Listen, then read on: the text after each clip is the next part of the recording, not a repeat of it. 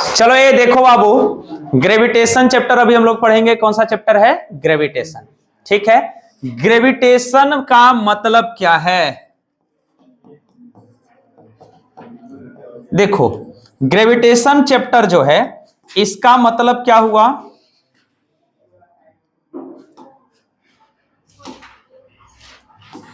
देखो, gravitation chapter कहने का मतलब क्या हुआ कि पूरे के पूरे यूनिवर्स में जितने भी ऑब्जेक्ट हैं, पूरे यूनिवर्स में जितने भी ऑब्जेक्ट हैं, वो सब के सब एक दूसरे को अट्रैक्ट कर रहे हैं। एक दूसरे को क्या कर रहे हैं? अट्रैक्ट कर रहे हैं। वो जिस फोर्स के द्वारा एक दूसरे को अट्रैक्ट करेंगे, उस फोर्स को ही हम लोग क्या बोलेंगे बाबू? ग्रेविटेशन। क्या बोलेंगे? ग्रेविटेशन। कोई दिक्कत? अब कहने का मतलब है कि कहां अट्रैक्शन हो रहा है। तो आप सोचो कि अगर मान लो बाबू कि यहां पर क्या है? अर्थ है। यहां कौन है? अर्थ है। और इसके चारों तरफ चक्कर कौन लगा रहा है? मून। अर्थ के चारों तरफ चक्कर कौन लगा रहा है बाबू? मून। तो ये बताओ कि अर्थ के चारों तरफ मून अगर चक्कर लगा रहा है तो ऐसा कौन सा फोर्स है जिसके कारण वो इससे बंधा हुआ है, इससे जुड़ा हुआ है? कुछ तो सोचने वाली बात है। आखिर ऐसा क्या बात था कि यहां पर सन है? यहां कौन है बाबू? सन है। ठीक। और सन के नजदीक में बताओ कौन सा यहां प्लेनेट है? सबसे नजदीक में कौन है? कौन है? मरकरी। अब मरकरी का क्या खासियत है कि इसके कोई भी सैटेलाइट नहीं है। इसके कोई भी सैटेलाइट नहीं है। दोनों का दोनों या जो भी सैटेलाइट थे, जितने भी सैटेलाइट थे, वो सब के सब कहां चले गए? सन के पास चले गए। क्यों सन के पास चले गए? आखिर सन में क्या खासियत था कि उसको खींच लिया? क्या खासियत था बाबू?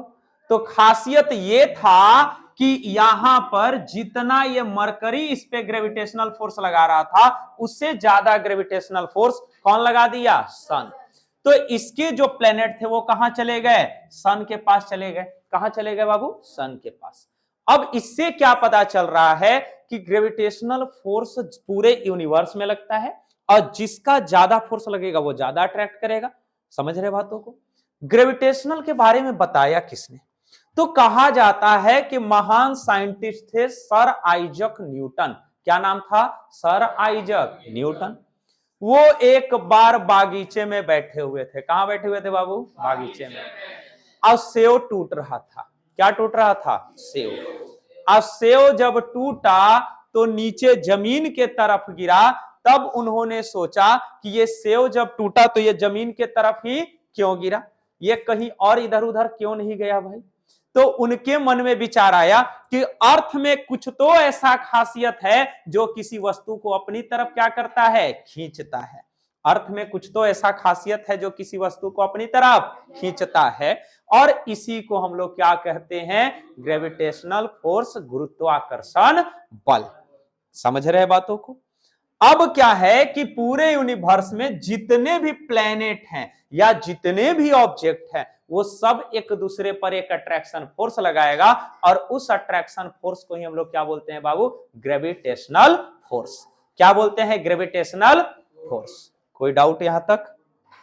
अच्छा, अब बात यह आती है कि अर्थ अगर किसी ऑब्जेक्ट को अपनी तरफ खींचा, मान लो कि यह पेन है, अब इसको जब हम यहां से छोड़े तो ये किधर गिरा? नीचे के तरफ।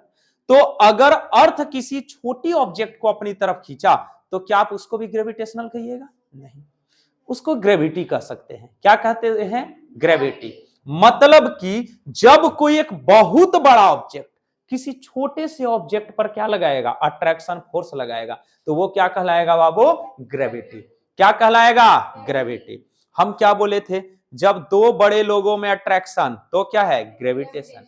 और जब कोई एक बहुत बड़ा है और जब उस पर कोई छोटा व्यक्ति का अट्रैक्शन हो रहा है तो ग्रेविटी। समझ रहे बात? अब देखो बाबू, यहां बताना कि दो प्लैनेट्स के बीच में ग्रेविटेशनल फोर्स या ग्रेविटी? ग्रेविटेशनल फोर्स, क्योंकि दोनों के मासेस क्या है? बहुत ज्यादा है। अच्छा, अगर मान लो कि आप एक स्टोन को छोड़ते हैं, वो किधर गिरता है? अर्थ की तरफ गिरता है, तो ये ग्रेविटेशनल फोर्स या ग्रेविटी? ग्रेविटी। ठीक, क्योंकि स्टोन उसके तुलना में बहुत छोटा था। समझ रहे बातों को? कौन बात कर रहा है बाबू? जीना ना है का दुनिया में। आगे सुनो, अब क्या है बात समझना। अब ग्रेविटी और ग्रेविटेशनल फोर्स में कोई डाउट है नहीं। अब न्यूटन साहब कुछ और ज्यादा मेहनत किए बेचारे, और एक्सपेरिमेंट किए, और एक्सपेरिमेंट के बेसिस पर उन्होंने कुछ लॉ दिया, और उस लॉ को ही हम लोग क्या बोलते हैं, Newton's law of gravitation. Newton's law of gravitation. आइए थोड़ा सा उसके बारे में समझते हैं। न्यूटन्स लॉ ऑफ ग्रेविटेशन में क्या हुआ बाबू, कि उन्होंने बताया कि आप दो ऑब्जेक्ट ले लीजिए। कितने ऑब्जेक्ट ले लिए हम लोग, दो, ठीक है।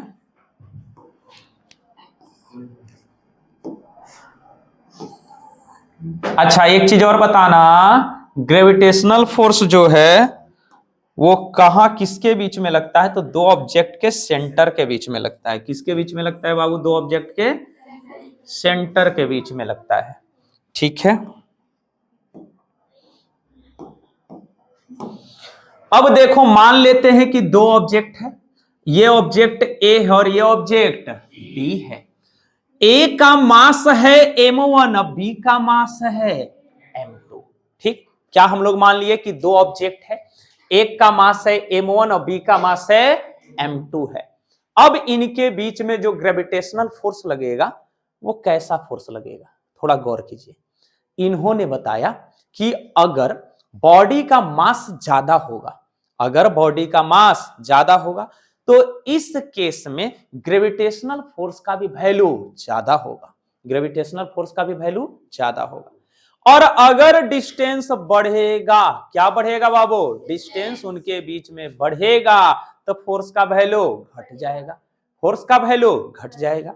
इन्होंने अपने एक्सपेरिमेंट में देखा, और इस बेसिस पर इन्होंने क्या बताया कि the gravitational force between two bodies, gravitational force between two bodies, तो फोर्स है बाबू, तो किससे इसको डिनोट कर दे, एफ से।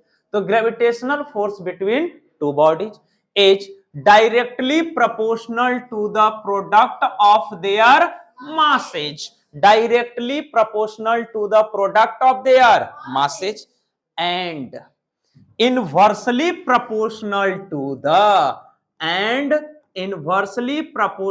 to the square of distance between them। फिर से बताना बाबू, the gravitational force between two bodies is directly proportional to the product of their masses and inversely proportional to the square of distance between them। कहने का मतलब ये हुआ कि अगर बॉडी के मास का प्रोडक्ट बढ़ेगा, अगर बॉडी के मास का प्रोडक्ट बढ़ेगा तब क्या होगा बाबू, ग्रेविटेशनल फोर्स का भी वैल्यू बढ़ेगा। और अगर बॉडी के बीच का डिस्टेंस कम होगा, बॉडी के बीच का डिस्टेंस कम होगा, तो डिस्टेंस कम होगा तो यहां फोर्स भी क्या होगा, बढ़ेगा, फोर्स क्या होगा, बढ़ेगा। और डिस्टेंस अगर बढ़ गया तो फोर्स कम हो जाएगा। समझ रहे बात, अगर ये दोनों बॉडी के बीच का डिस्टेंस हम लोग क्या कर दिए, ज्यादा, तो फोर्स क्या हो जाएगा, कम। इनवर्सली प्रोपोर्शनल मतलब उल्टा होता है, इनवर्स में क्या होगा, उल्टा। समझ रहे बातों को। क्या हुआ मैया विद्या बड़ी है कर रही है? नहीं मन लग रहा है पढ़ने में? ओहो, अरे पगली, ये बताओ, ये मच्छर तोला अगरबत्ती खा गई, से ही कहे कि इतना मच्छर कहां से आया? अरे का हुआ, ये काहेला, इस सुसाइड का विचार कैसे आ गया? ना ना ऐसा काम मत करो मैया, बड़ी अभी दुनिया बाकी है। चलो आ जाओ यहां पर टॉपिक पर। यहां पर हम लोग क्या देख रहे हैं कि दोनों बॉडी के बीच का जो फोर्स लगेगा वो फोर्स क्या होगा, उनके मास का डायरेक्टली प्रोपोर्शनल होगा, और उनके बीच के डिस्टेंस के स्क्वायर का इनवर्सली प्रोपोर्शनल होगा। मास बढ़ेगा तो फोर्स बढ़ेगा, मास घटेगा तो फोर्स घटेगा, डिस्टेंस बढ़ेगा तो फोर्स कम हो जाएगा, और डिस्टेंस कम होगा तो फोर्स ज्यादा हो जाएगा। समझ रहे हो बात बाबू, बातें नहीं। अब क्या है कहने का मतलब, अब यहां तक तो समझ गए, अभी दोनों की एक में तनी मिला दो ना, तो क्या लिखेंगे? From equation first and second, from equation first and second. अगर दोनों इक्वेशन से आप लोग चलते हैं तो क्या होता है कि F directly proportional m1 m2 और इनवर्सली प्रोपोर्शनल क्या हो जाएगा बाबू? Are square. ठीक है, डायरेक्टली प्रोपोर्शनल m1 m2 और इनवर्सली प्रोपोर्शनल आर स्क्वायर हो जाएगा।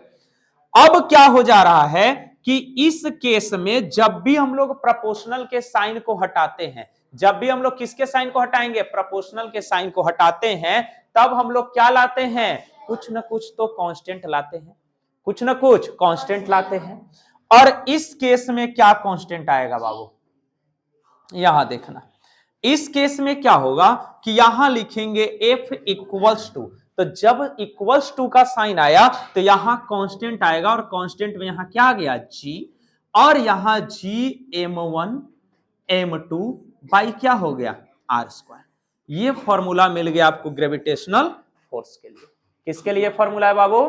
ग्रेविटेशनल फोर्स के लिए है।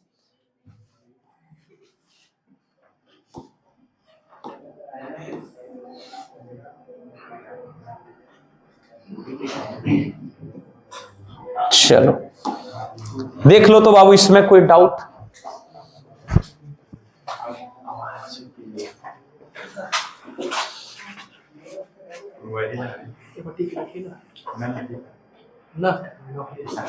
होता है, पकड़ लिया ना। चलो ये हल्ला मत करो तो बाबू, बहुत मार्क पीट खाएगा। जाओ, बहुत ज्यादा मच्छर आ रहा है, मच्छर वाला तनी तूफानी लेके आओ। नहीं उस जरूरी नहीं, चलो आ जाओ बाबू, ये हो गया। अब आगे बढ़ते हैं। अब यहां एक नया चीज बाबू, अंश बहुत देख रहे तुमको चुलबुल चुलबुल करते हैं, ठीक ना? तुमको चुलबुल बना दिया जाएगा फिर ऐसे लटका के ऊपर। चलो ये हल्ला नहीं। अब यहां पर एक नया चीज हम लोग जी देख रहे हैं। क्या देख रहे हैं? जी। क्या देख रहे हैं जी? जी। अब देखो फॉर्मूला क्या आया बाबू? F equals to G m1 m2 by R square. G क्या है बाबू? तो जी क्या है? कांस्टेंट है। जी क्या है? कांस्टेंट है। अब यहां जी का अगर यूनिट निकालना होगा तो क्या करोगे? तो जी का यूनिट हम लोग कैसे निकालेंगे? तो यहां पर जी इक्वल्स टू लिखना है, तो आर स्क्वायर यहां बटा में है तो यहां इनटू में आ जाएगा, तो F R square by m1 into m2। अब क्या होगा बाबू? फोर्स है, तो फोर्स का ऐसा यूनिट क्या होता है? जल्दी से बोलो। न्यूटन। क्या होता है? तो यहां बैठा दिए न्यूटन। डिस्टेंस का ऐसा यूनिट क्या होता है बाबू? मीटर। अब मीटर का यहां क्या होगा? स्क्वायर। अब मास इंटू मास मतलब kilogram into kilogram, kilogram into kilogram, तो यहां क्या होगा बाबू? किलोग्राम का स्क्वायर। अब इसी को लिख सकते हैं न्यूटन मीटर स्क्वायर पर किलोग्राम स्क्वायर। बोलो बाबू, कोई डाउट यहां पर? यूनिट निकालिए। अच्छा, इसका वैल्यू कितना होता है? न्यूमेरिकल वैल्यू कितना होता है? तो जी का न्यूमेरिकल वैल्यू होता है 6.67 इंटू 10 टू द पावर, जल्दी से बोलो, -11, और यूनिट क्या होगा बाबू? न्यूटन मीटर अपर किलोग्राम स्क्वायर। देखो यहां मछड़वा आधा लिख दिया था।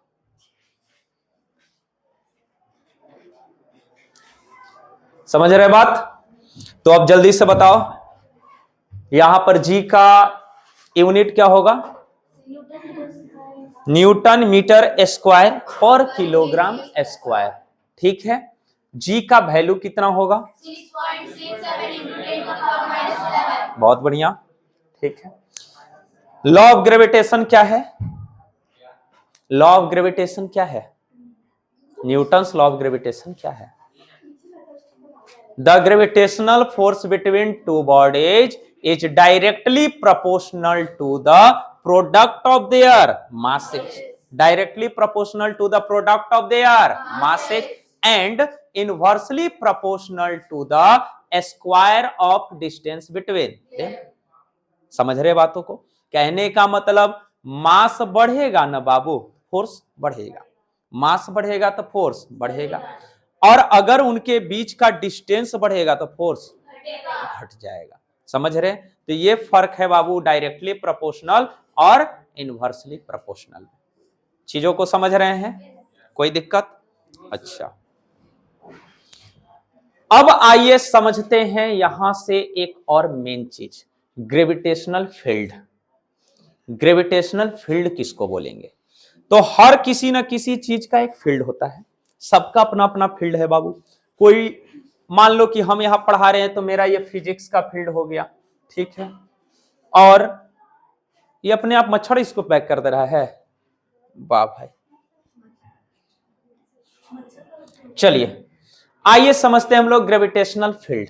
ग्रेविटेशनल फील्ड कहने का मतलब है कि मान लो यहां कोई एक बॉडी है, बॉडी का मास कितना है बाबू? m है।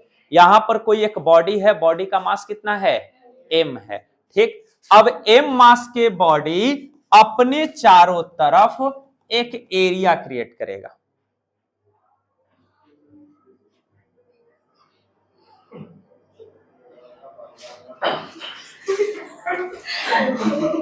मुबारक हो सर, आप भी वीडियो में आ गए हैं।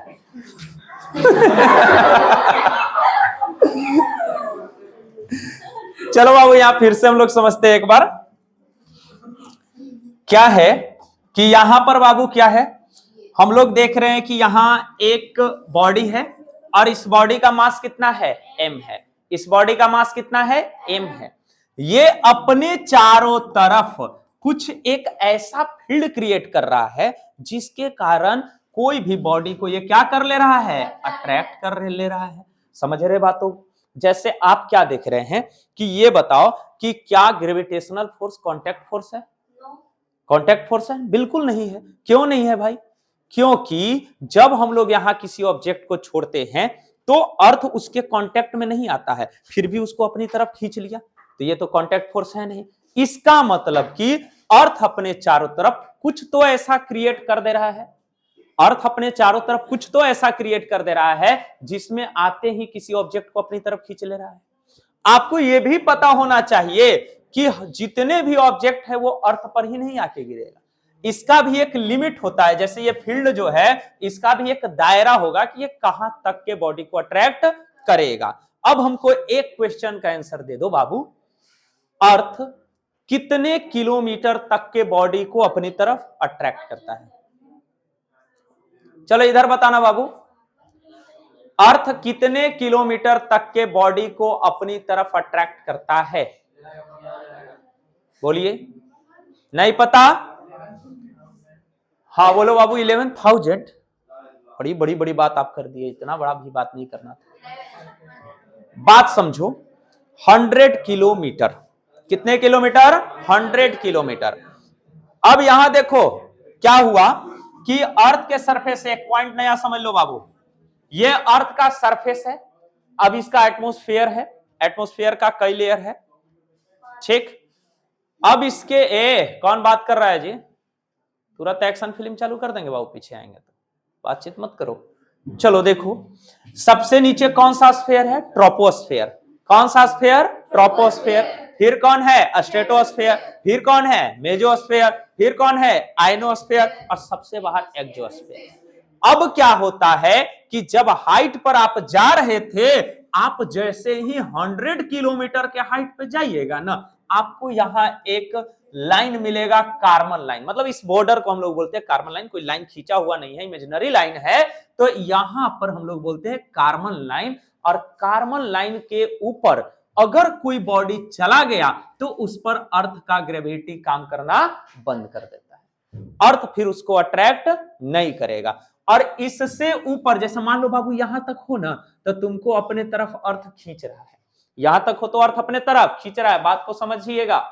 बट जैसे ही इस बॉर्डर को आप क्रॉस करके यहां आ गए, अर्थ आपको खींचेगा नहीं, अब पूरी तरह फ्री हो गए, आप तैर सकते हैं हवा में, आप तैर सकते हैं। यहां पापा की परियां रह सकती हैं, वो तैर सकती है। अगर उनको तैरना है तो उनको कितना किलोमीटर हाइट जाना होगा?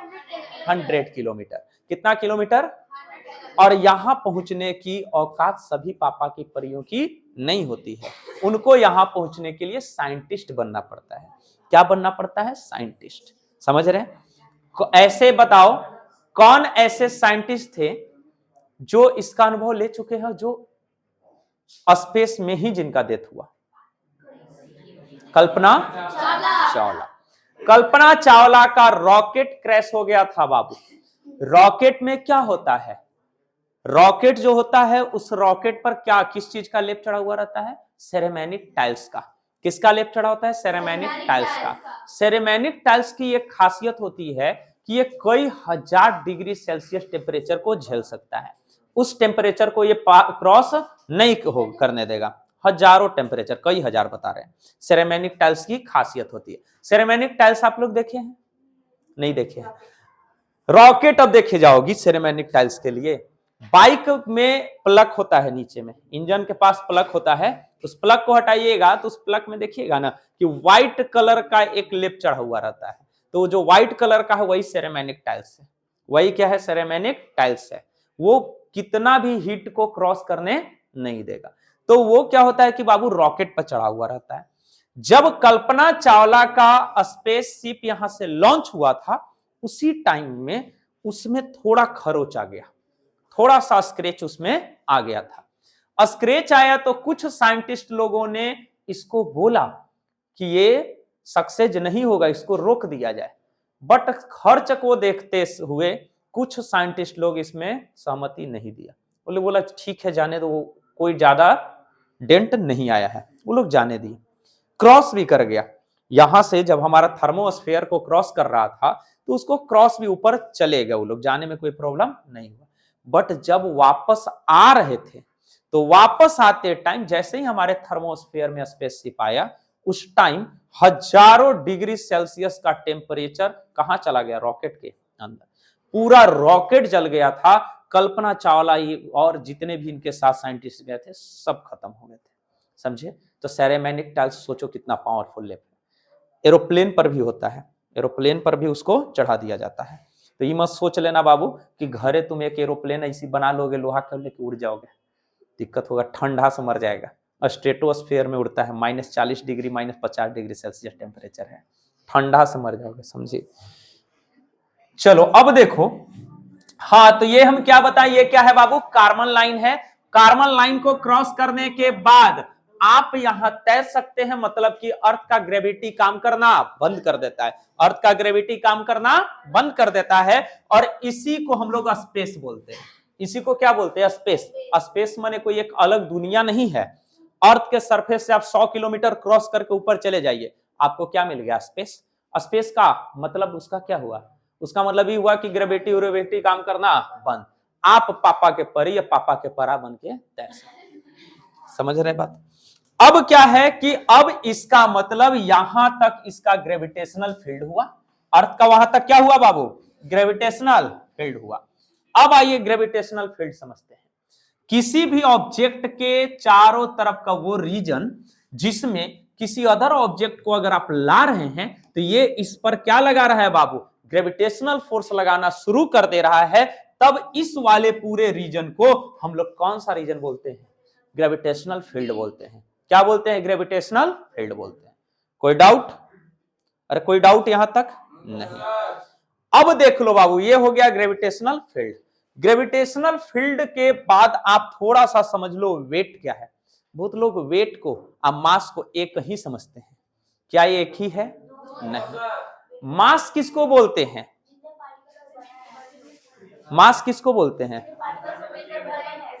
जितना किसी भी ऑब्जेक्ट को बनने में जितना मैटर लगा है, समझे, तो उसी को क्या बोलते हैं बाबू? मास। द्रव्यमान समझते हैं? हिंदी क्या होता है इसका? जल्दी से बता दो। द्रव्यमान। आप इस मतलब को समझते हैं? द्रव्यमान इसका मतलब ये हुआ द्रव्य प्लस परिमाण। इसका मतलब ये हुआ matter into magnitude plus magnitude. मतलब जितने मैटर से मिलकर बना है उसी को हम लोग उसका मास बोलते हैं। ठीक? तो मास कहने का मतलब कि किसी ऑब्जेक्ट को बनाने के लिए ज्यादा मैटर की जरूरत पड़ा, किसी मैटर को बनाने के लिए किसी ऑब्जेक्ट को बनाने के लिए कम मैटर की जरूरत पड़ा, तो जिसको बनाने में ज्यादा मैटर लगा उसका द्रव्यमान ज्यादा है, उसका मास ज्यादा है, और जिसको बनाने में कम मैटर लगा उसका क्या हो गया, मास कम हो गया। समझ रहे हैं? इसमें से हमको एक चीज बता देना, कोई भी सबसे कम द्रव्यमान मास किस प्लेनेट का है?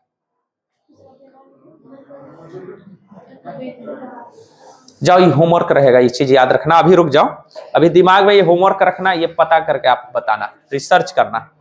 चलो ये आगे सुन लेना। अब यहां पर क्या है बाबू, मास क्या है, कितने मैटर से मिलकर बना। वेट किसको बोलेंगे? तो किसी भी ऑब्जेक्ट पर लगने वाले ग्रेविटी को, ग्रेविटेशनल फोर्स को, उस ऑब्जेक्ट का क्या कहेंगे, वेट कहेंगे। उस ऑब्जेक्ट का क्या कहेंगे, वेट कहेंगे। चलो ये समझो बात।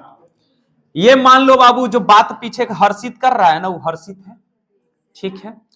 आइए हर्षित के सर पे कुछ रखा हुआ है, मान लो ये बहुत बात कर रहा था, इसको कुछ पनिशमेंट दिया गया कि तुम इसको लेके खड़ा रहो। अब इसका वेट क्या है, इसका मास क्या है, बात समझो। ये ऑब्जेक्ट कितने मैटर से मिलकर बना है उसको हम लोग बोलेंगे इसका मास। और इस ऑब्जेक्ट पर अर्थ जितना ग्रेविटेशनल फोर्स लगा रहा है नीचे की तरफ, वो क्या है, इसका वेट है। वो इसका क्या है, वेट है। अब ये बताओ बाबू, वेट हमेशा किधर लगेगा? अगर किसी ऑब्जेक्ट को आप उठाए हैं तो वेट हमेशा किधर होगा, नीचे की तरफ। मतलब इसमें मैग्नीट्यूड और डायरेक्शन दोनों है। तो वेट जो है वो वेक्टर क्वांटिटी है। वेट जो है वो क्या है, वेक्टर क्वांटिटी है। अब मास जो है वो स्केलर क्वांटिटी।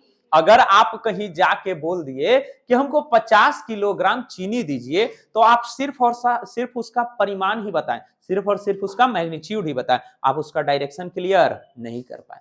और जब डायरेक्शन आप क्लियर नहीं किए हैं तो इसका मतलब क्या है, स्केलर। ओनली मैग्नीट्यूड तो क्या हो गया, स्केलर।